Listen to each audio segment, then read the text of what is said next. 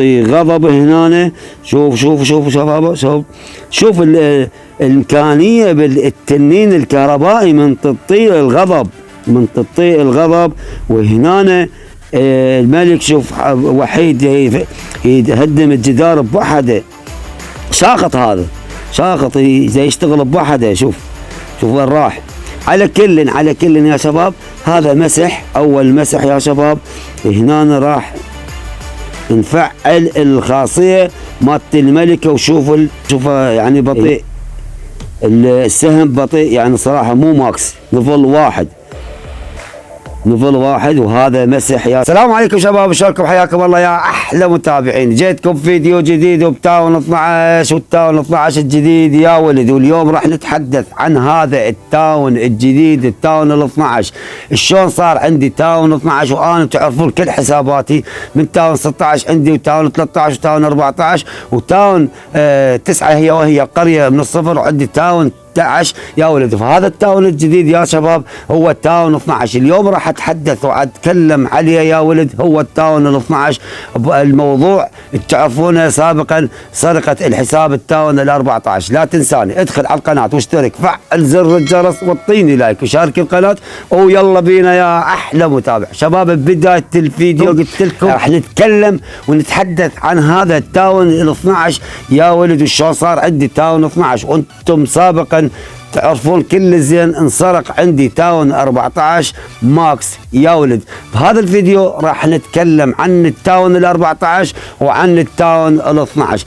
قبل ما نتكلم عن التاون ال 14 سرق عندي والتاون 12 حاليا هسه صار عندي تاون 12 يا شباب، حبيت او ابين لكم واوضح لكم. هاي الفترة ما نزلت كل فيديو وكل مقطع كلاش ومحتوى كلاش.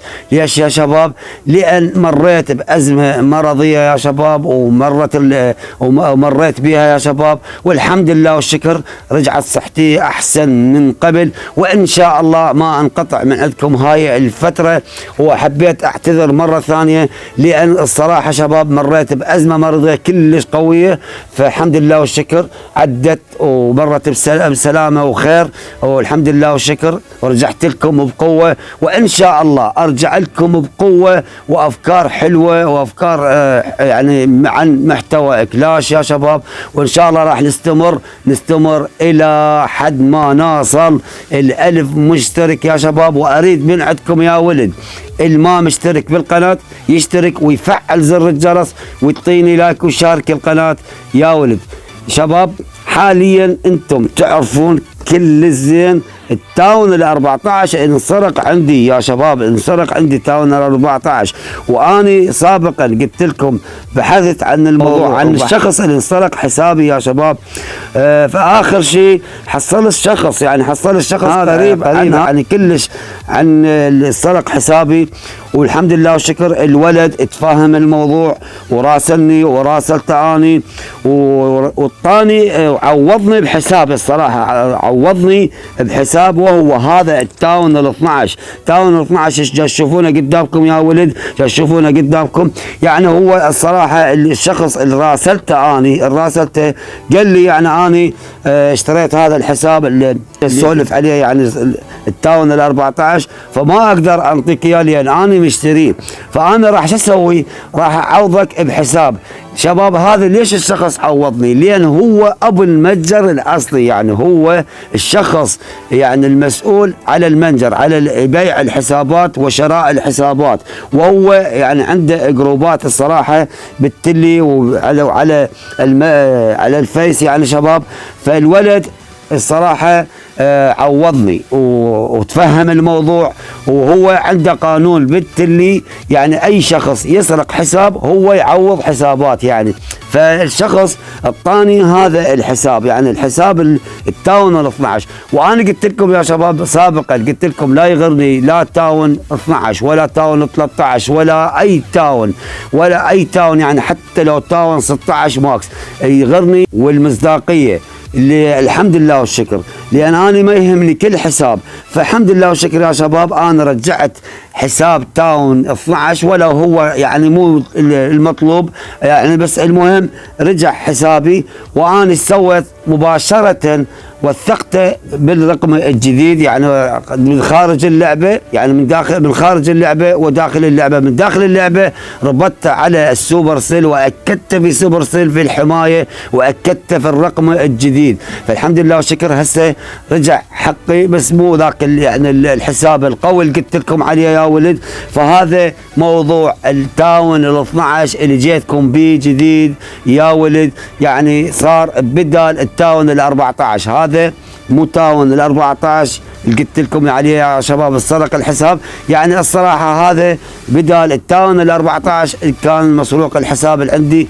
فالحمد لله والشكر رجع حقي، يعني مو ذاك التاون القوي قلت لكم، ولا هو مو طان التاون القوي. يعني الصراحه انا التاون ال 12 الصراحه شباب حاليا رقيته الى يعني مستوى 5، يعني 5 نجوم صار. يعني يعني هو انطانيا ضعيف، التاون انطانيا ضعيف من الملوك، من التاون نفسه، من الدفاعات. بس انا عدلت عليه شويه يا ولد، فعدلت عليه يا شباب هذا التاون الجديد، وهو التاون ال 12 يا ولد. وهذا هو هذا الموضوع، وهذا التاون الجديد يا شباب جيتكم به بالتاون ال 12 الجديد. وان شاء الله دا بعد راح انزل لكم فيديوهات عن التاون، هذا التاون الجديد، وارجع مره ثانيه على القريه من الصفر ان شاء الله. هم انزل لكم قريه من الصفر، وانزل لكم على التاون 11 وين وصلت في التاون 11.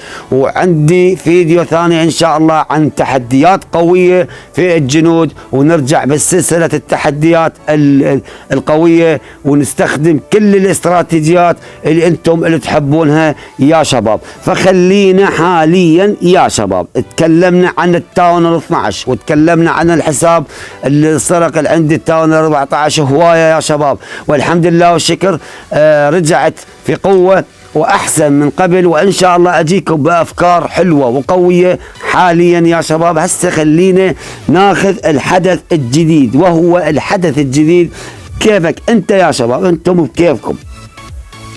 بكيفكم تريدون تاخذون السكن الامر او تاخذون السهم المتجمد، وهو يخص الملكه. فحاليا بهذا الفيديو راح ناخذ السهم المتجمد، ويلا بينا يا ولد خلينا ناخذه ونجربه في هجمه حلوه لعيونكم يا ولد. فخلينا نشتري السهم المتجمد، وبنفس اللحظه يا شباب راح نطوره، ما راح نخليه على نفل واحد، هو يتطور يا ولد.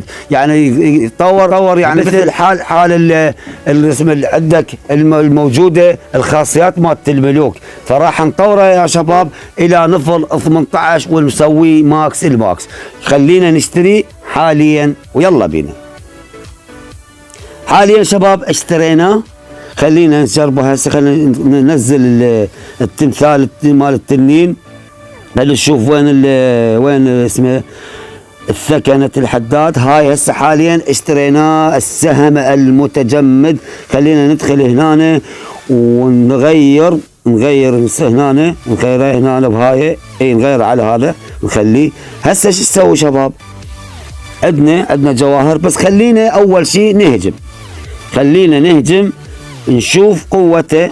بالله خلينا نشوف القوه مالته. بالله يعني نضغط عليه يجمد لك الدفاع الخصم، يعني شلون يجمد لك اياه. هذا نفل واحد، اذا صار ماكس يعني راح يجمد الدفاع الخصم من تهجم عليه يا شباب. ونفس اللحظه يتفعل مثل ما عندك السهم العادي اللي عندك هنا هذا يا شباب، هذا نفس الشيء هم يتفعل. اذا مثلا تفعل الخاصيه الملكه هم يدمر لك الدفاعات بصوره عامه ويجمد لك اياهن يا ولد. فخلينا نهجم بالاول هجمه بهذا السهم المتجمد، ويلا بينا يا احلى متابع. شباب اجيتكم من جديد وبتاون 12، وشوفوا الموارد اللي عنده. تعرفون كل الزين انا اخرب وابكي طين على الموارد، فشو نسوي يا شباب؟ ننزل تنين من هنا يا شباب، ننزل تنين من هنا، وبعدين شو ننزل باقي التنانين من هنا، وننزل البولان كله يا شباب، وننزل الطياره، ونجمد التاون. وبعد لا شوفوا غلطت. يلا على كل ننطي غضب وننطي الملكة ننزلها. شوفوا هنا عندك تجميد، بتجميد ننطي وننطي غضب هنا. شوف شوف الإمكانية بالتنين الكهربائي من تطيء الغضب، من تطيء الغضب. وهنا الملك شوف وحيد يهدم الجدار بوحده، ساقط، هذا ساقط يشتغل بوحده. شوف وين راح. على كل يا شباب، هذا مسح، اول مسح يا شباب. هنا راح نفعل الخاصية مالت الملكة. وشوفوا هنا شوف يعني بطيء السهم، بطيء يعني صراحة مو ماكس، نفل واحد. وهذا مسح يا شباب على التاون 12. شباب اجيتكم من جديد، وراح ناخذ دعم، راح ناخذ دعم من عندي، ونجهز بنفس اللحظة جيش هم التنين الكهربائي. حاليا يا شباب شفتوا الهجمة وشفتوا الخاصية مالت الملكة والسهم المتجمد، ولو هو نفل واحد يا شباب، وهو نفل واحد. شوف ايش قد ما تهجم انت راح تكسب جوائز، وانتم تعرفون طريقة الجوائز اللي تاخذونها. كثرة وسرعة الهجوم في الهجمات مالتك راح توصلك الى تعبرك الى مرحلة ثانية، تاخذ جوائز اكثر لحد ما توصل الى الجوائز الكبيرة، وهي السكن الامر والسهم المتجمد. انت بكيفك تريد تاخذ السكن الامر او السهم المتجمد يا شباب. فحاليا انا اخذت السهم المتجمد وراح نطوره الى لا مو هذا العفو، انا كل ساعه ارجع لهذا. راح نطوره يا شباب، صار مستوى 2، صار حاليا مستوى 2 عندنا، وهسه راح يصير مستوى 3. صار مستوى 3 يا شباب، صار هسه حاليا راح نطوره الى صار مستوى 4. هسه هم راح نرجع نطوره الى مستوى 5، ونشوف يا شباب الى نشوف ايش قدر راح نوصله بهذا الفيديو يا ولد. هو السهم المتجمد، خلينا نشوف نحاول وين نوصله الى ايش قد. هسه حاليا صار نشوف ايش قد صار مستوى 9، وبعد تطوير. خلينا نشوف الهجمة الثانية لحد هسه حد الان وصلناه الى مستوى 9. وانا اللي عجبني بهذا التاون 12 شباب، القفاز مال الملك يعني هم حلو هم يا شباب. وعندك هنا الملوك شويه هم انا عدلت عليهم، يعني شباب كانوا يعني ضعيفين، انا هم عدلت عليهم يا ولد، يعني وصلت الملكه الى 56. عندك هنا الامر هسه راح يصير 26. عندك الملك 48 يا ولد. هنا عندك القريه الحساب التاون 12 حاليا شويه طورت عليه، هذا كان 4 نجوم سويته 5 نجوم يعني التاون 12 يا شباب. وحاليا جاء اطور بيه حاليا شباب، حاليا جاء اطور بيه، وان شاء الله اجيكم فيديو ثاني على التاون 12 ونطلع العامل السادس يا ولد. خلينا نهجم هجمه ثانيه يا ولد، ويلا بينا. هذا عنده موارد فول الفول، بس راح نحاول ناخذ بس الموارد اللي عنده، وهم راح نشوف قوة السهم الخارق اللي وصلناه الى مستوى 9. فمرة من راح نهجم يا شباب؟ راح نهجم من هنا من صفحة الامر، ننزل تنينين، وننزل تنين من هنا، وننزل تنين من هنا، وننزل تنين من هنا، وننزل التنين من هنا، وننزل البولان من هنا مباشرة مع الطيارة، ونجهز التجميد، نجمد دفاع النسر، وبعدين نطي غضب ونطي تجميد بتجميد. على كل راح ناخذ التاون، اخذنا التاون، هنا راح نطي تجميد، وهنا راح ننطي حمدية ننزلها من هنا، وهنا راح ننزل حميد منا يا شباب، ننزل حميد منا. شوف باعوا السهم لو تلاحظون وش شاهدون يا شباب قوة، يعني حتى يعني الصراحة صار قوي يا شباب. هسه حاليا نخلي ما نطي التسريع، ما راح نفعل الخاصية مالت الملكة ونشوف ايش قدنا راح ناخذ. وهنا راح نطي التسريع للحمدية. يلا اخذنا يعني زين موارد، خوش موارد اخذناها، اخذنا نسبة زينة وموارد زينة. رجعت لكم شباب من جديد وشفتوا الهجمة الاولى والهجمة الثانية، يعني شوية يعني قوة ضربة السهم الجديد اللي نزلناه يا شباب، السهم المتجمد، يعني قوة الضربة مالته. ويعني من الملكة تضرب على الدفاع شوية يعني يقل ضربة الخصم عن الملكة، يعني يجمد يعني شباب يجمد الدفاع يا شباب. فلهنا أنا وصلنا لنهاية الفيديو. إذا عجبكم الفيديو وإذا عجبتكم الهجمات والحديث عن التاون ال12، يعني هذا التاون ال12 يا شباب بدال التاون ال14 يا شباب، والحمد لله والشكر رجعت حقي وبس، ولا هو مو تاون ماكس، مو تاون ماكس 12 ولا تاون 13 ولا تاون 14، بس المهم رجعت حقي يعني ولو هو بسيط يا شباب. فلهنا أنا وصلنا نهاية الفيديو. إذا عجبكم الفيديو وإذا عجبكم الحديث عن التاون 12 والهجمتين لا تنسوها، لا تنساني ادخل على القناة واشترك، فعل زر الجرس وطيني لايك وشارك القناة، ومع السلامة يا أحلى متابع.